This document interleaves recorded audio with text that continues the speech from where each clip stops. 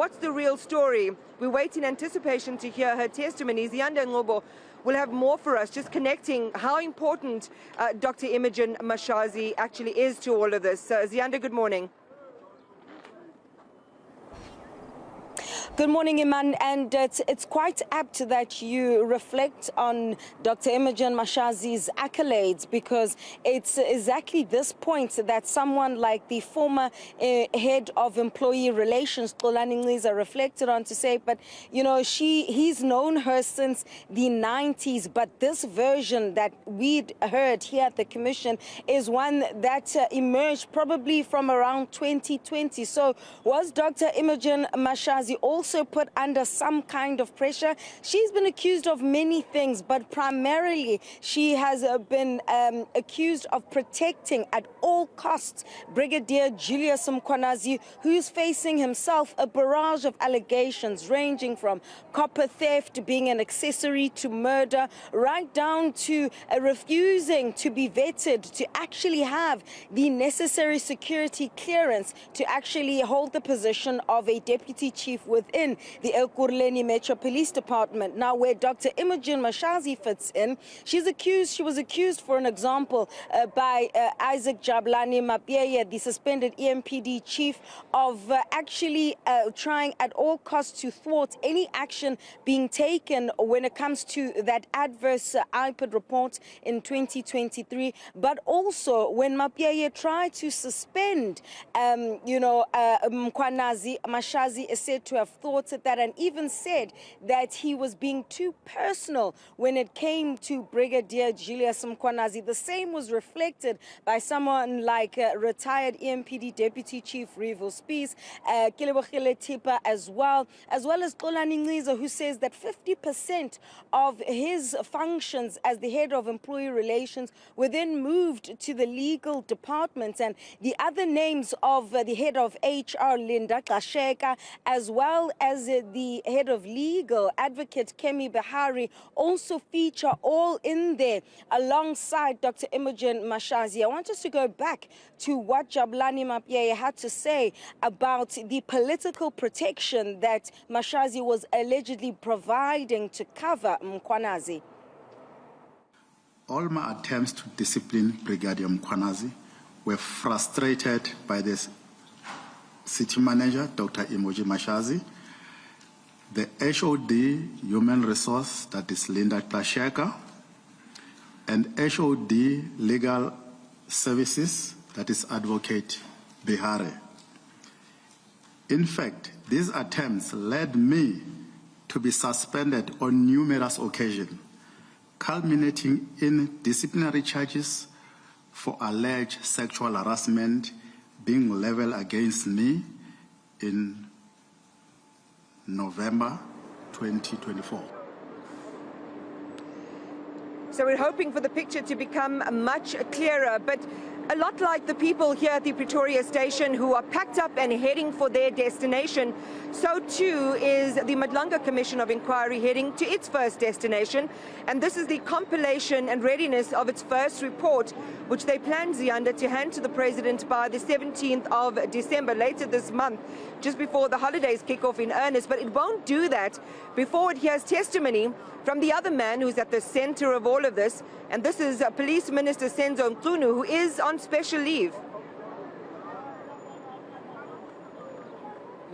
That's right, Iman. And so this week is going to be seeing the Madlanga Commission ramping up those testimonies in phase 2 of the commission, where those who have been implicated will be able to respond for themselves. Now, we understand that the witness statement has been submitted now by Senzo Mchunu by last night. It doesn't seem like, the commission had it, or it may be a situation where the commission had not actually gotten access to this witness statement. We understand that Mkhwanazi was supposed to have submitted this 3 weeks ago already, and it seems like it only came in sometime yesterday. I'm mentioning this, Iman, because this phase 2 seems to be off to somewhat of a rocky start, with late witness statements, or rather witness statements being submitted late, but also, those who want to respond asking for more time. We saw that taking place with KZN Hawks head Major General Lesedi expenditure,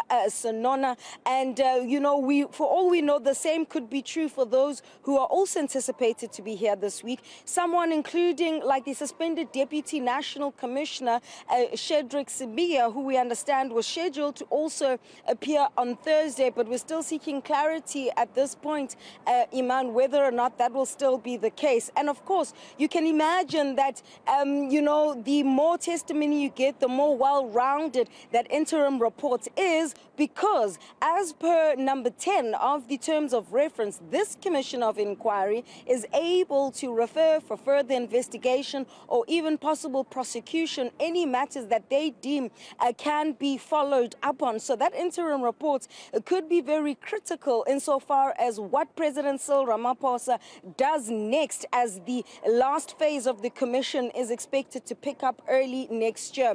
But I want us to also still go back to Dr. Imogen Mashazi to reflect then on the issue of Ekurhuleni, which has been the most topical insofar as the metros and at a local government sphere is concerned, and what Mashazi is going to have to respond to insofar as her role. You'll recall that Mapiaye had also said that to this day, he actually doesn't have a suspension letter from the Ekurhuleni Council. And it's interesting that the city press yesterday was reporting that the mayor there, Dr Kagaza, had actually called a meeting to discuss the possible suspensions of someone like the head of HR, Linda Gashega, as well as Advocate Kemi Behari. And so there's still a lot that has been heard and that still needs to be responded to when it comes to Ekurhuleni. Listen to this.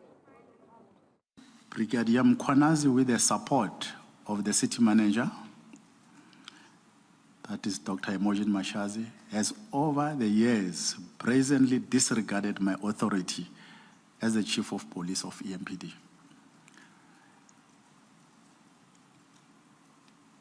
Julius, as a Deputy Chief, was always appointed to act as a Chief of Police whenever I'm absent or on leave. Meanwhile, there were other senior Deputy Chief of Police who could have been considered to act. Julius was appointed on the 1st of December 2023. So he was still new to can resume even the processes of overseeing the running of the recruitment process in the department.